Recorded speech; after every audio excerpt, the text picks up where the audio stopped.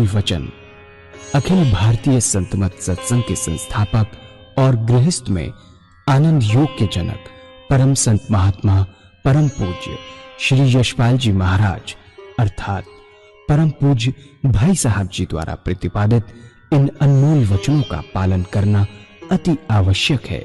ये वचन हमारी गृहस्थ आध्यात्मिक साधना के लिए मूलभूत सिद्धांत हैं, जो इस प्रकार हैं। हम दुनिया की हर चीज की कीमत आंकते हैं, अपने मानव जीवन की कीमत भी जाने व परमात्मा की प्राप्ति हेतु साधना करें। मनुष्य योनि एक उपहार है, इसीलिए परमात्मा को धन्यवाद देते हुए आधा घंटा प्रातःकाल, आधा घंटा सायंकाल पूजा अवश्य करें। सत्संग, सतनाम व सद्गुरु को प्राथमिकता देते हुए इसी के आधार पर ध्यान योगाभ्यास अवश्य करें व गृहस्थ के कार्यों को परमात्मा का कार्य समझकर उसी की याद में संपन्न करें।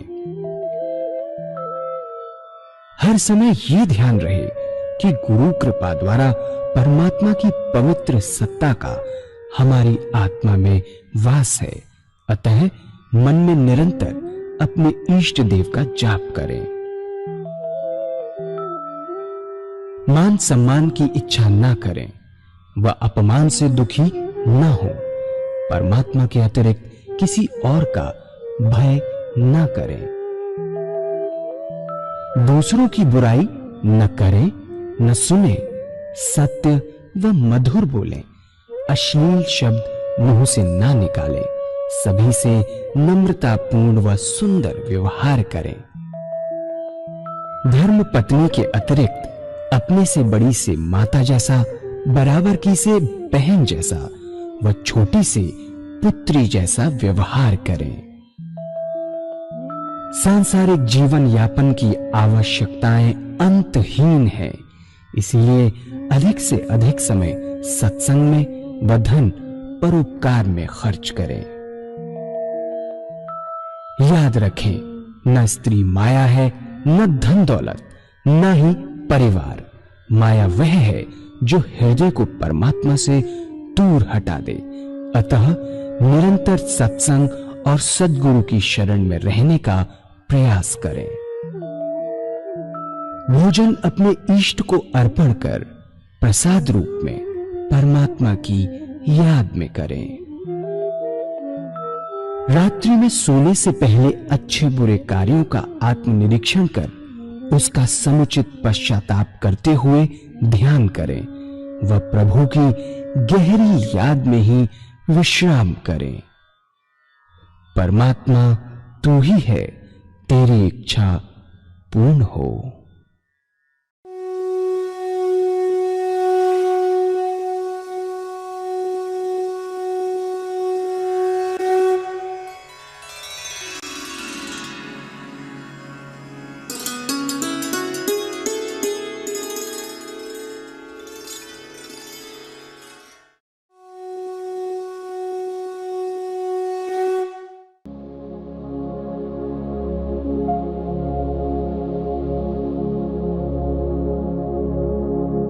जय सद्गुरुदेव जय पद शरणम श्री यशरूप चरणों शरणम।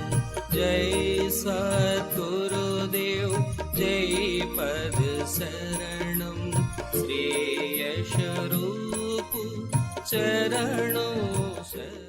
కనుక ఈ మానసిక పూజ ద్వారా ఇప్పుడు మనం ఏం చేసాం, పరమాత్మ నామాన్ని లేదా భగవంతుడి యొక్క రూపాన్ని నిశ్చయించుకున్నాం. ఆ తర్వాత ఏ విధంగా ధ్యానం చేయాలో, సాధన చేయాలో తెలుసుకున్నాం. ఏ విధమైన ఆసనంలో కూర్చోవాలో తెలుసుకున్నాం. అదేవిధంగా ఈ ధ్యానం అభ్యాసం అనేటువంటిది ఏ విధంగా చేయాలో తెలుసుకున్నాం. అభ్యాసానికి అత్యంత ప్రాధాన్యత ఇస్తుంది మన ఈ అఖిల భారతీయ సంతమత సత్సంగ్. అభ్యాసం, ప్రాక్టీస్. అభ్యాసం లేకుండా ఎవరూ కూడా ఏది చేయలేదని చెప్పారు గురుదేవులు.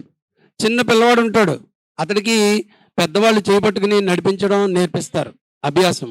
అదేవిధంగా కొత్తగా వచ్చినటువంటి ఆడవాళ్ళు ఉంటారు, వంట చేయడం తల్లో లేదా అత్తగారో నేర్పిస్తారు. ఆ తర్వాత వండడం నేర్చుకుంటారు అభ్యాసం.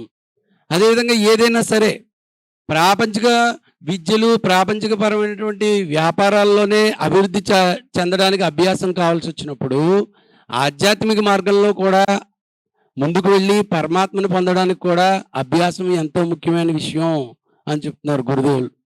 ఈ సత్సంగ్‌లో ఇప్పుడు చెప్పినటువంటి మానసిక పూజ అందరి చేత కూడా చేయించడం జరుగుతుంది. మీరు ఇంట్లో ధ్యానం చేసుకున్నారనుకోండి, ఎక్కువ ధ్యానం కుదరదు. ఎందుకని? ఇంట్లో ప్రపంచం తాలూకు ఆలోచనలు, సంసారం తాలూకు బాధ్యతలు, బరువు బాధ్యతలు ఇవన్నీ గుర్తొస్తూ ఉంటాయి. కానీ సత్సంగ్ వచ్చి ఇక్కడ అందరితో పాటు అందరి సమక్షంలో ధ్యానం చేసినట్లయితే ఒక కొంతమంది ధ్యానం చేసిన శక్తి మళ్ళా ఇటు పక్కన కొంతమందికి ధ్యానం కలుగుతుంది, అటు పక్కన కొంతమంది ధ్యానం చేస్తారు. వీళ్ళందరి యొక్క ఆధ్యాత్మిక శక్తి వచ్చి ఒక ఔరా కింద ఏర్పడుతుంది. సత్సంగ్లో ఒక పాజిటివ్ వైబ్రేషన్ ఉంటుంది. సత్సంగ్లో చేసే అభ్యాసానికి ఇంటి దగ్గర మనం చేసుకునే అభ్యాసానికి చాలా తేడా ఉంటుందని చెప్తున్నారు గురుదేవులు. అదేవిధంగా ప్రారంభంలో ఈ సాధన అభ్యాసం మొదలుపెట్టిన ప్రారంభంలో మనసు భగవంతుడి చరణాల మీద అంత తేలిగ్గా లగ్నం కాదు. ఎందుకని? అప్పటిదాకా మీ మనసు ప్రపంచంలో తిరిగాడుతూ ఉండేది, ప్రాపంచిక పనుల మీద, ప్రాపంచిక విషయాల మీద. ఒక్కసారిగా భగవంతుడి మీద కేంద్రీకృతం అవ్వాలి అంటే అంత తేలికైన విషయం కాదు. క్రమక్రమంగా క్రమేపీ ఉదయం సాయంత్రం ఈ ధ్యానం చేయగా సత్సంగ్కి వెళ్ళగా అందరితో కూర్చుని సాధన అభ్యాసం చేయగా మీ యొక్క మానసిక స్థితి మెల్లిమెల్లిగా ప్రపంచం నుంచి వెళ్ళి పరమాత్మ చరణాలపై లగ్నం చెందుతుంది అని చెప్తూ ఉన్నారు. ఇప్పుడు గురుదేవులు మనకి భగవంతుడిని, ఇష్టదైవాన్ని ఏ విధంగా నిశ్చయించుకోవాలో చెప్పారు, పరమాత్మ నామాన్ని ఏ విధంగా నిశ్చయించుకోవాలో చెప్పారు, ఏ ఆసనంలో కూర్చోవాలి, ధ్యానం ఎలా చేయాలో చెప్పారు, మిగిలింది కూడా చెప్తారు గురుదేవులు. ये तरीका पूजा का बताया। होगा क्या? अगर ऐसे पूजा करेंगे तो वह विशेष लाभ होगा। विशेष लाभ क्या? कि चित्त की एकाग्रता प्राप्त होगी, कंसंट्रेशन ऑफ माइंड प्राप्त होगा, सुषुप्ति की अवस्था हमको प्राप्त होगी।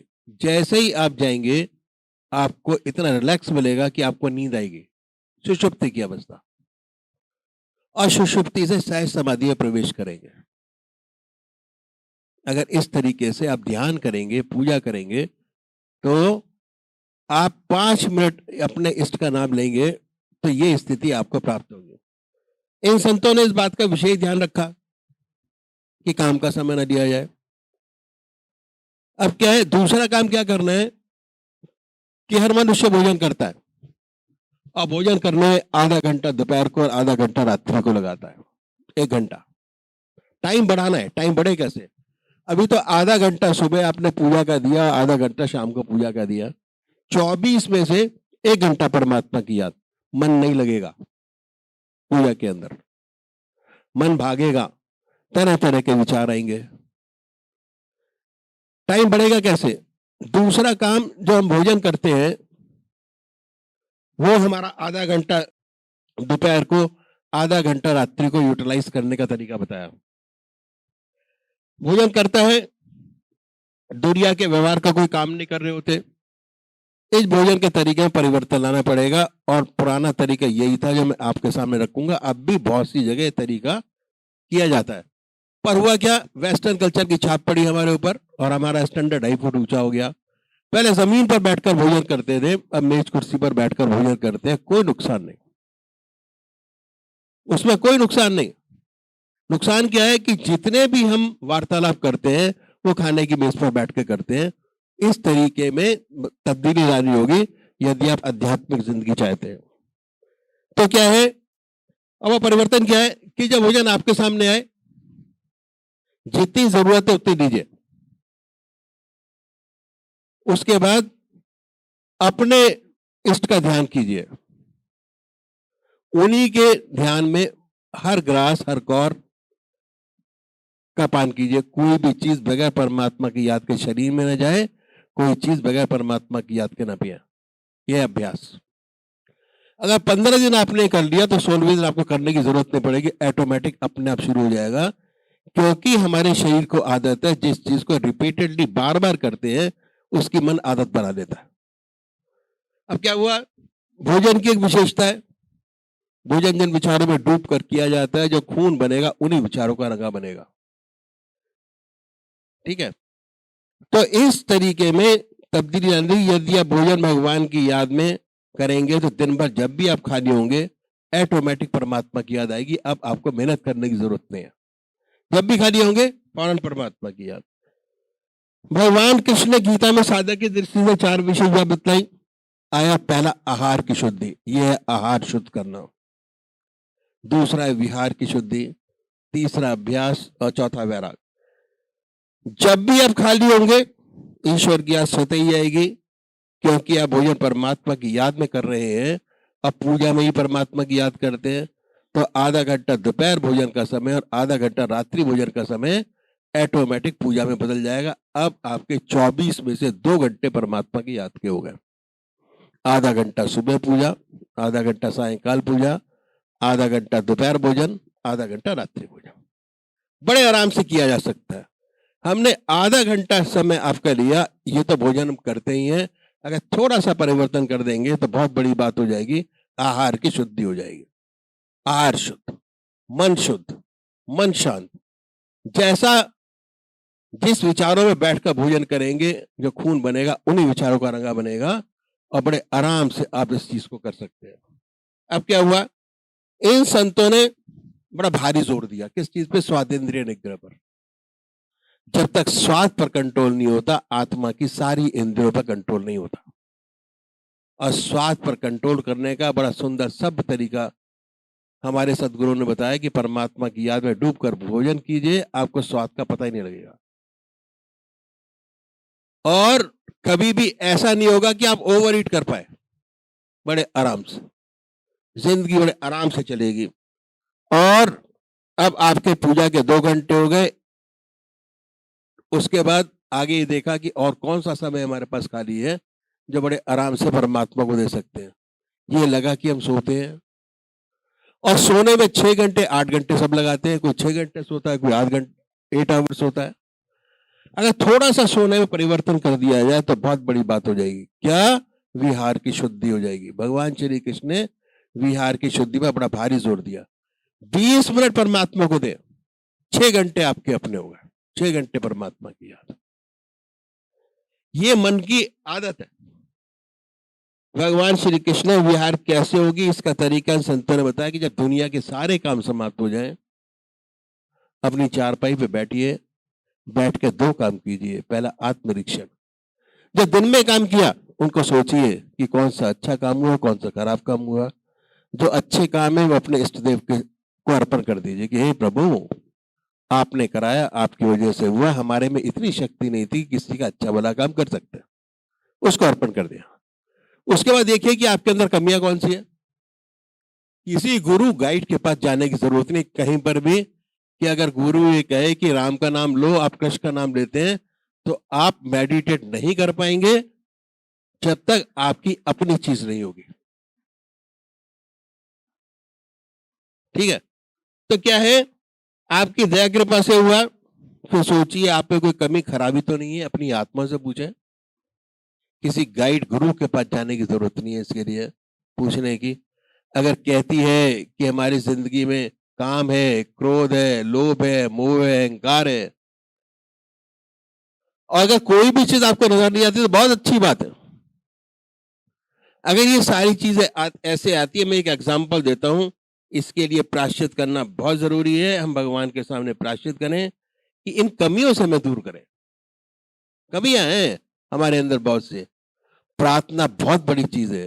अगर प्रार्थना करेंगे तो कमियां दूर होती चली जाएंगी, हमारी आत्मा को और ऊंचा उठाता चला जाता है। प्रार्थना करने का सबसे अच्छा तरीका ये है कि हम अपनी आत्मा से पूछें, जो काम हो जाते हैं गड़बड़ वाले काम, इसमें से छोटी सी चीज को पकड़े, बड़ी को ना पकड़े।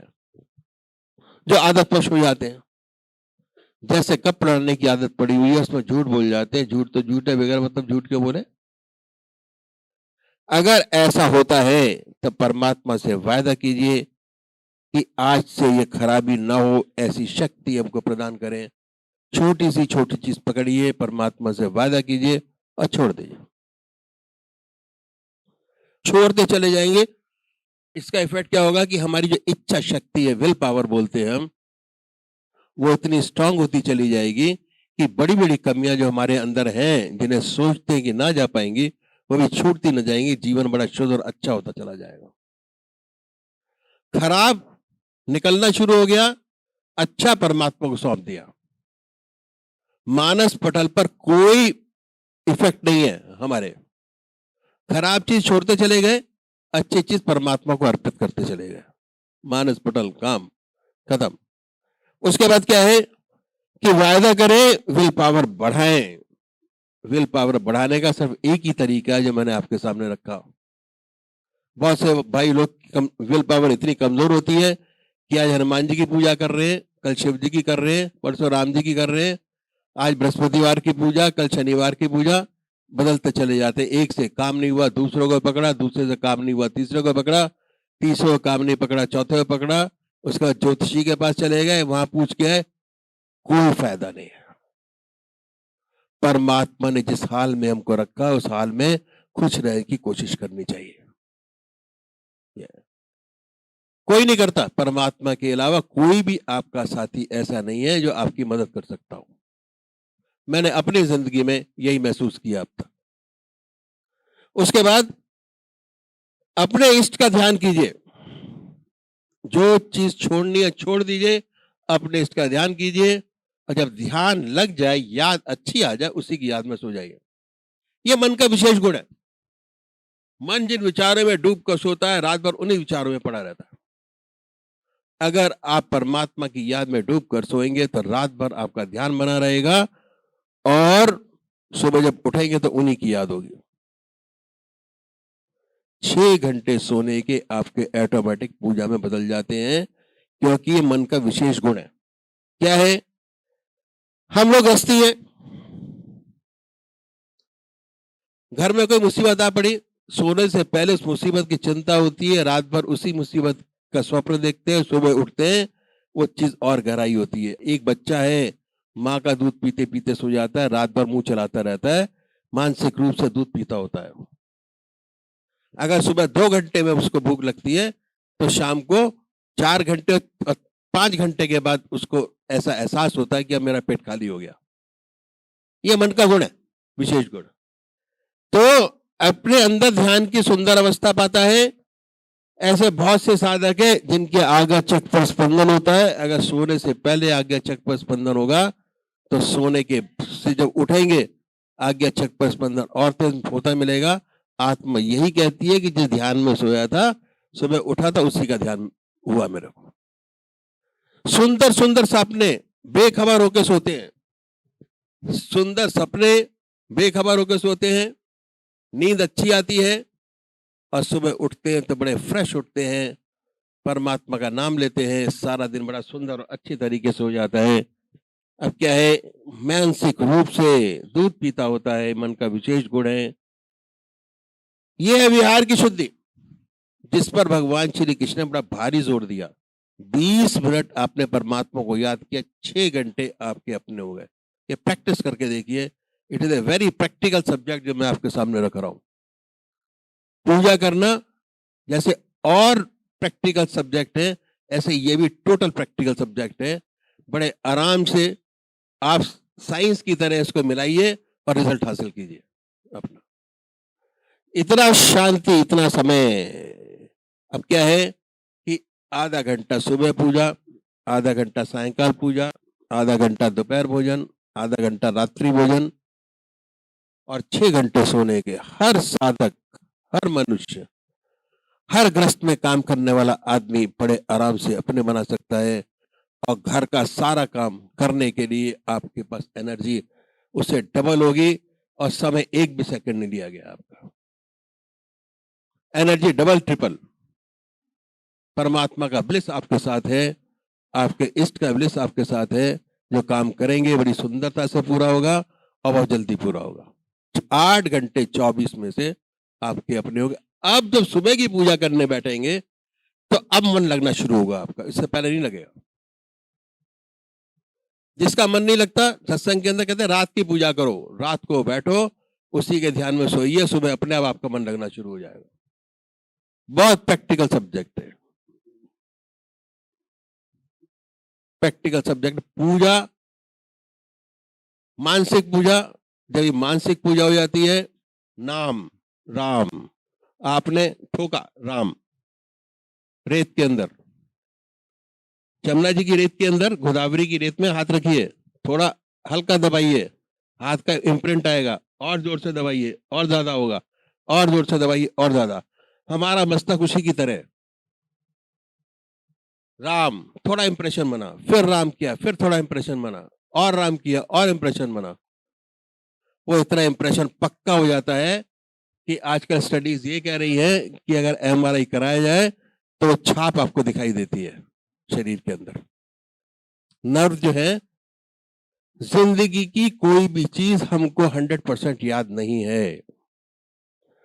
कुछ कुछ इंस्टेंसेस ऐसे हैं जो आपको याद रहते। जितना गहरा इंप्रेशन, उतनी गहरी मेमोरी आपकी बनती है। सारी चीजें जिंदगी की अब तक याद नहीं है। हम राम का नाम लेके वो मेमोरी को गहरा करते चले जाते, जिससे कि अंत समय में वही नाम रह जाए, ना कोई विचार रहे ना ख्याल रहे। ये है 8 घंटे का ध्यान। 8 के 16 घंटे बनाते हैं, 16 के 24 घंटे बनाते हैं, और बड़े आराम से, बड़े प्यार से बैठिए। ट्रेन में सफर कर रहे हैं, चले गए, स्टेशन आया, उससे पहले अपने परमात्मा उठा देता है, भाई उठ जा। सोने में और मौत में बहुत हल्का सा फर्क है। रात को सोए, परमात्मा ने उठा दिया तो जिंदगी है, ना उठाए तो इमेजिन करिए, उठा दिया, रात को सोए कुछ पता नहीं, सुबह उठा दिया तो जिंदगी है, ना उठाए तो। ये है अध्यात्म का खेल सारा, टोटल अध्यात्म। जितना ज्यादा लग लपट के इस चीज को हासिल करेंगे, उतनी जिंदगी बड़ी सेफ और सुरक्षित होती चली जाएगी। परमात्मा तू ही है, तेरी इच्छा पूर्ण।